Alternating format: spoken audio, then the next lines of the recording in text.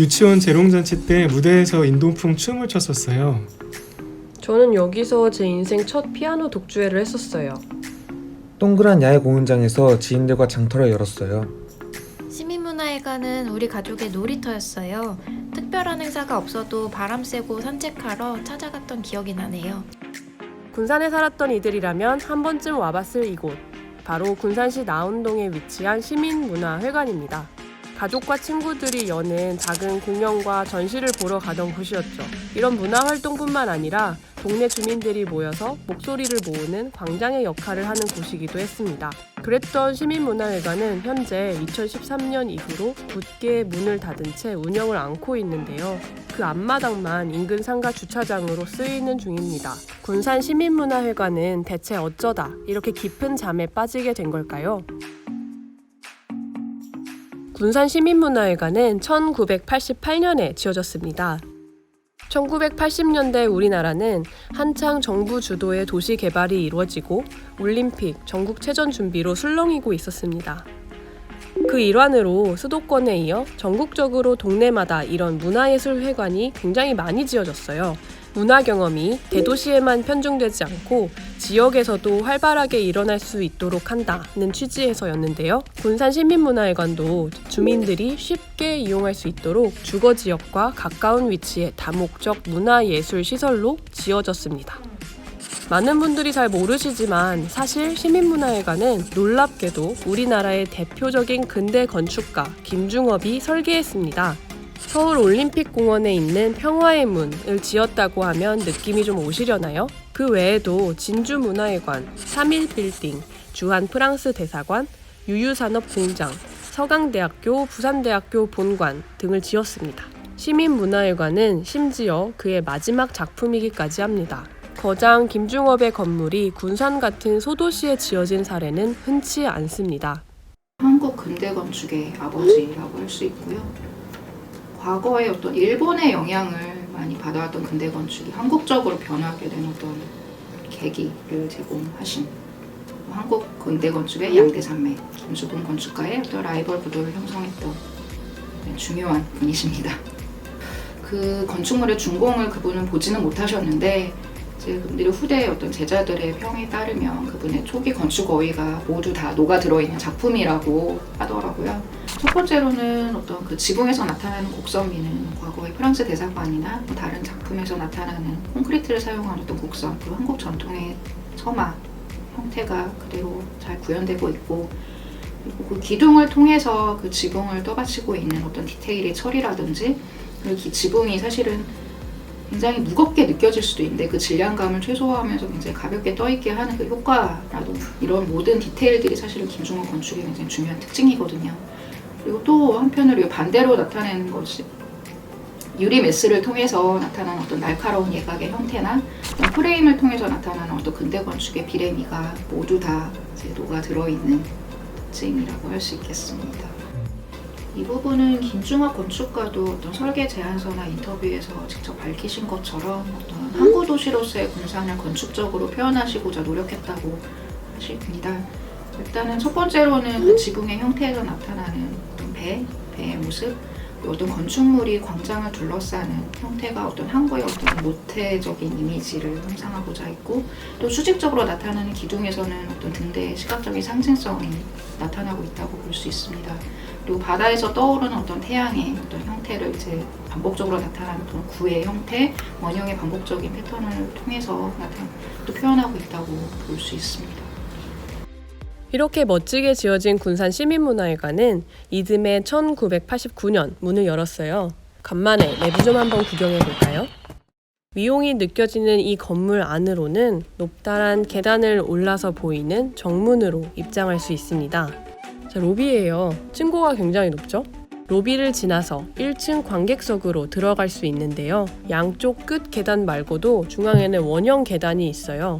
원통형 유리박스에 둘러싸여 있는 이 나선 계단은 하루 종일 시간의 흐름에 따라서 달라지는 빛에 따라 갈 때마다 새로운 얼굴을 보여주는데 정말 매력적이에요. 시민문화회관에는 큰 공연장이 있습니다. 약 858석 규모의 제법 큰 공연장이에요. 직접 와보신 분들은 의외의 규모에 우와 하고 감탄하곤 합니다. 이곳에서 특히 뮤지컬, 연극, 음악회가 굉장히 많이 이루어졌어요. 다목적 문화시설답게 무대 천장에는 다양한 종류의 공연을 할 수 있게 조명, 스크린, 음향 설비 등등이 바텐에 매달려 있어서 벽 쪽에 있는 무게추를 움직여서 오르내릴 수 있습니다. 실제로 올라와 보면 무대가 정말 넓어서 스케이트보드도 슝슝 탈 수 있을 정도라니까요. 무대 바닥 중앙에는 원형 회전 무대가 있어요. 이쯤에서 비밀 몇 가지를 알려드리자면 설계 시공 단계에서 실수가 있었는지 이 원형 회전 무대는 애초부터 작동해 본 적이 없고요.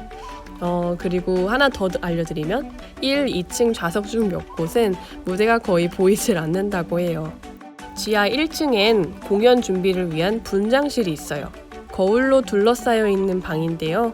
여기서 공연을 앞둔 분들이 화장도 하고 옷도 갈아입고 대기를 했습니다. 이곳과 무대를 연결하는 엘리베이터가 없기 때문에 얼마나 복잡한 복장을 했든지 직접 계단을 타고 무대로 올라가야 했죠. 지하 분장실 옆에는 전시실 1, 2, 3이 있어요. 이전에는 군산에 전시 공간이 없어서 다방에 모여서 전시를 하신 분들도 계셨대요. 사진, 그림, 서화 전시 등이 많이 선보여졌어요.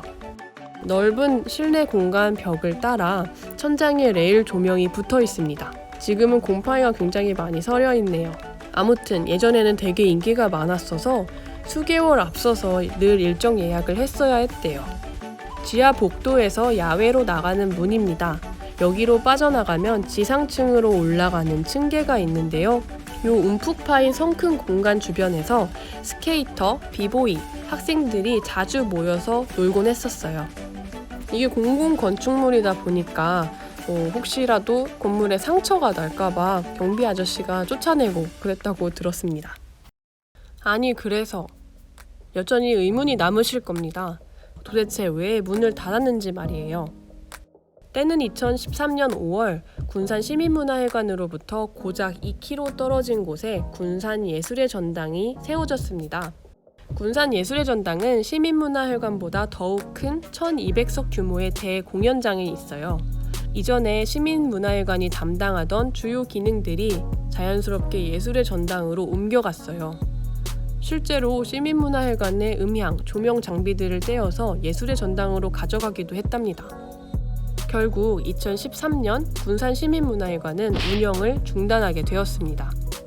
보통 이런 공공시설들이 어떻게 운영되는지 잘 모르시죠? 한 가지 사실을 알려드리자면 1980년대부터 전국에 확산된 이런 종류의 문화회관들은 공공의 이익을 위해 설립된 만큼 일반적으로 매년 적자를 내면서 운영돼요. 그러니 수익이 나지 않는 공공문화시설을 두 곳이나 유지하는 건 군산시에 굉장히 큰 재정 부담을 안겨주는 거였죠. 군산시는 원래 시민문화회관을 민간에 매각하려고 했는데요. 이 계획은 적당한 인물을 찾지 못하면서 실패로 돌아갔어요. 이곳을 그냥 없애고 더 넓은 주차장이나 만들자 이런 목소리도 굉장히 많이 있었는데 김중업 건축물로서 의미가 있는 곳이라서 이건 역시 꽤 주저되는 계획이었던 거죠. 시간은 자꾸만 흐르고 시민문화회관은 당최 어떻게 하면 좋겠는지 모르겠는 커다란 잠든 거인으로 나운동에 남아버렸습니다. 하지만 2019년 12월 군산시청은 도시재생 인정사업을 따냅니다. 와! 군산시청은 시민문화회관을 되살리기 위한 좋은 방법을 찾기 위해서 국무총리실 산하의 국책연구기관 건축공간연구원 아우리와 손을 잡았습니다. 시청으로부터 업무를 위탁받은 건축공간연구원 아우리는 이곳이 스스로 돈을 버는 공공건축물이 되게 만드는 걸 목표로 시민문화회관을 새롭고 매력적인 공간으로 운영해 나갈 제주군 운영자분을 2021년 올해 하반기에 뽑을 계획입니다. 연구원들이 이 공간을 어떻게 바꾸어 나갈지 결정하는 것은 아니고요. 다만 이곳의 잠재력을 조사하고 실험하고 매력을 알리는 역할을 맡고 있어요. 많은 이들이 새롭게 단장한 동네들로 떠나가고 산업적으로도 풀이 죽어버린 동네에서는 한 장소만 살린다고 될 일이 아닙니다. 무슨 말이냐면 시민문화회관과 나운동은 연결되어 있어요. 그래서 이 일이 더욱 어려운 것이기도 하죠. 하지만 나운동을 비롯해 군산시 곳곳에서 반짝이고 있는 사람들, 자원들을 찾고 연결하다 보면 분명 이 나운동에까지 활기가 생겨나지 않을까요? 저희는 그렇게 굳게 믿고 있어요. 시민문화회관은 앞으로 어떻게 변화하게 될까요? 이곳에서 실제로 추억을 가지고 계신 여러분들의 생각이 너무너무 궁금합니다. 아직까지 세상 흐름에 눈을 감고 웅크린 채 잠들어 있는 거인을 깨우는 이 여정에 앞으로도 많은 관심 가져주세요.